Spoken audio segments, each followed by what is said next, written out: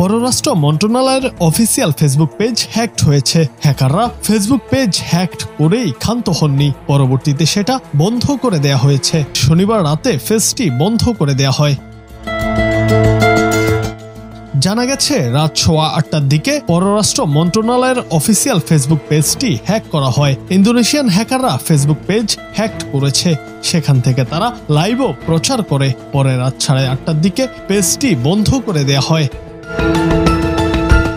ঘটনার বিষয়ে জানতে চাইলে কোনো কর্মকর্তা গণমাধ্যমের কাছে এই বিষয়ে মুখ খুলতে রাজি হননি। জুনায়েদ আহমেদ, বাংলা টিভি।